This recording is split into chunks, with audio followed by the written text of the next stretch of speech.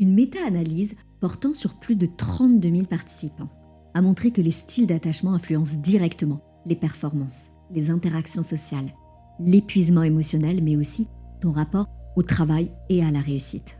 Autrement dit, tes blocages relationnels ne restent pas simplement dans ta vie amoureuse ou amicale. Ils impactent aussi ton business, ta visibilité, ton leadership, tes revenus et la façon dont tu tolères le succès.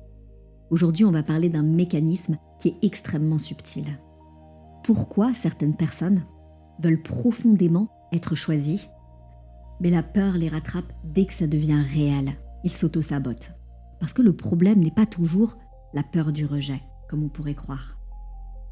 Le véritable problème, la racine, c'est souvent la peur d'être réellement vu. Vu émotionnellement, vu dans sa valeur, vu dans ses failles, donc dans la vulnérabilité. Restez bien jusqu'à la fin parce que le schéma dont on va parler aujourd'hui crée un cercle invisible qui peut se répéter pendant des années dans différentes sphères de votre vie, en amour, dans les relations, dans votre vie professionnelle et dans votre réussite.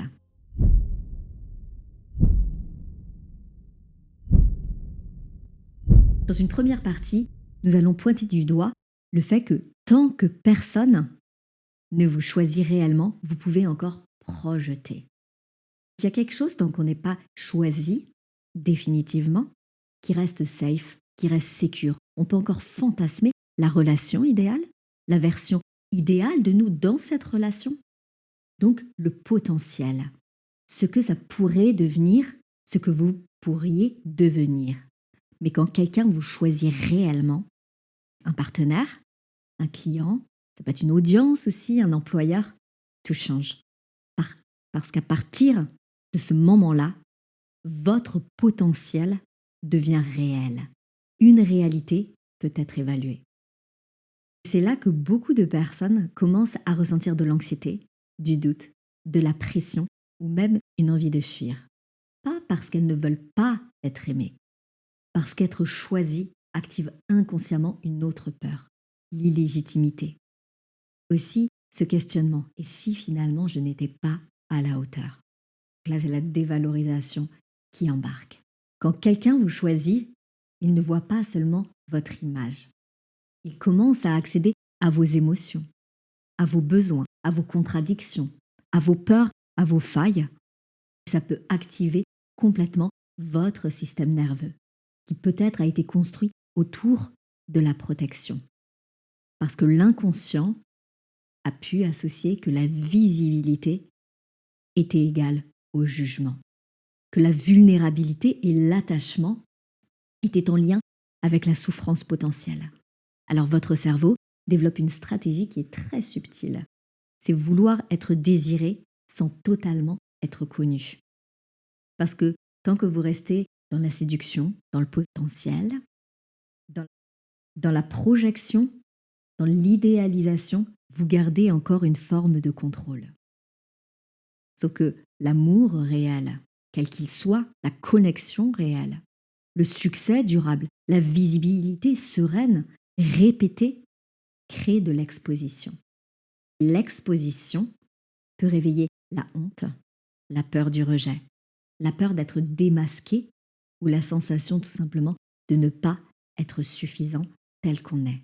Je rencontre beaucoup de mes clients qui ne réalisent pas à quel point ce schéma impacte leur réussite. Vous croyez que vous procrastinez, mais parfois vous repoussez simplement le moment où quelqu'un pourrait évaluer votre valeur. Vous dites vouloir plus de visibilité, plus de clients, plus d'impact, plus de réalisation, d'accomplissement dans votre vie. Mais dès que quelqu'un veut travailler avec vous, par exemple, vous stressez, vous doutez, vous surpréparez. Peut-être que vous retardez, vous remettez en question le prix, peut-être même que vous disparaissez. Vous hésitez, si vous êtes sur les réseaux, à poster et vous entrez dans le perfectionnisme. Pourquoi? Parce qu'inconsciemment, être choisi transforme, encore une fois, le potentiel en réalité. Tant que ça reste un projet, une idée, une possibilité, votre identité reste protégée. Parce que ça vient toucher au niveau identitaire. On retrouve les mêmes mécanismes, comme vous pouvez le voir, autant dans une relation que dans le milieu professionnel. Mais quand quelqu'un investit réellement en vous, votre cerveau entend parfois maintenant il faut prouver. C'est là qu'apparaît cette immense fatigue intérieure. Parce que les personnes qui ne vivent pas le succès comme de l'expansion, ça devient un poids. C'est souvent des personnes qui veulent réellement être choisies. Donc c'est cette dissonance intérieure qui crée cette fatigue constante. Parlons maintenant de ce cercle vicieux invisible. Ce schéma qui vient se répéter souvent et inconsciemment dans votre vie dans différents domaines.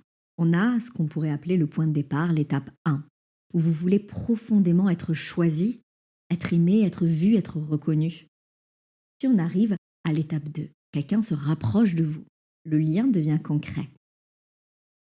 Le cercle se poursuit, votre système nerveux commence à sentir de la vulnérabilité, de l'exposition, de l'évaluation. Peut-être parce qu'il y a de l'intimité qui commence à se créer, de la complicité, le fait de devoir se livrer également.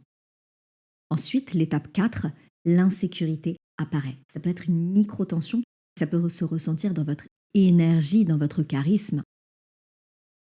Et votre ancienne petite voix qui revient. Et si je décevais? Et s'il ne voyait que mes failles? Et si je n'étais pas assez? L'étape 5. Vous vous désengagez d'une certaine façon. Ou bien vous devenez froid, vous mettez à procrastiner, ça peut être dans différents domaines. Vous pouvez prendre de la distance aussi. Puis vous repérez tous les défauts de l'autre personne. Quoi que ce soit pour permettre d'éloigner la relation.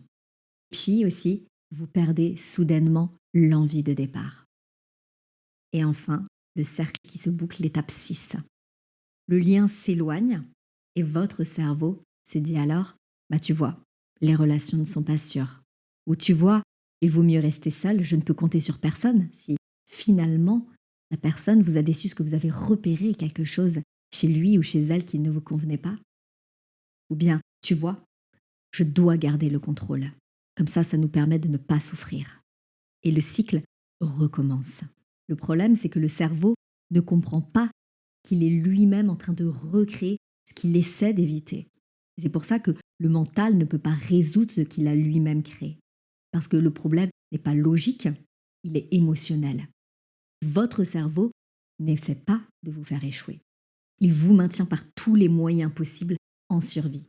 Il essaie maladroitement de vous éviter la honte, le rejet, l'humiliation, la souffrance, la sensation de ne pas être assez. Il y a quelque chose d'extrêmement subtil ici. Certaines personnes restent attachées à leur potentiel ou au potentiel que pourrait devenir une personne. Parce que le potentiel est encore quelque chose de parfait. Le potentiel n'a pas encore été testé, n'a pas encore été évalué, ni rejeté, mais être choisi oblige à quitter ce fantasme, cette illusion, pour entrer dans le réel. Et le réel implique d'être vu, d'être connu, d'être imparfait, donc d'être humain. Elle se situe où la guérison, la libération dans ce schéma? La libération, alors, comme on pourrait penser, c'est pas de devenir parfait avant d'être aimé, parce que la perfection n'existe pas en soi. C'est pas non plus d'éliminer toutes les peurs, c'est d'apprendre progressivement, pas à pas, à tolérer la sécurité dans le lien. Pour certaines personnes, la sécurité émotionnelle est presque un langage inconnu. Le calme paraît étrange. Ils ne se sentent pas forcément en sécurité dans un espace paisible. La stabilité paraît suspecte et la douceur paraît moins intense, alors qu'en réalité, ce n'est pas l'amour qui manque. C'est la familiarité du chaos qui disparaît. Et le vrai travail devient alors de rester présent même quand le lien devient réel. De ne pas fuir dès qu'on est vu, dès qu'on a peur, et de ne pas transformer chaque relation en examen de notre propre valeur. Voilà la question avec laquelle je veux te laisser. Demandez-vous, est-ce que je veux réellement être choisi? Ou est-ce que je veux seulement éviter de me sentir rejetée, évaluée, de souffrir? Parce que ces deux choses sont très différentes. Peut-être que ta prochaine évolution, ce n'est pas de devenir plus désirable, mais de devenir plus capable de rester quand quelqu'un vous choisit réellement. Certaines personnes ne sabotent pas l'amour, en conclusion. Elles sabotent l'exposition émotionnelle que l'amour crée, que le lien va créer. C'est pareil pour le succès. Elles sabotent l'évaluation que cela implique. Mais peut-être qu'être aimé, être choisi, être visible n'a jamais demandé d'être parfait. Et simplement de ne pas disparaître dès qu'on est réellement vu. Si cette vidéo t'a parlé, si elle t'a plu, tu peux la partager à quelqu'un qui en aurait besoin. N'hésite pas non plus à t'abonner. Je te remercie infiniment pour ton écoute et je te dis à très bientôt pour la prochaine vidéo.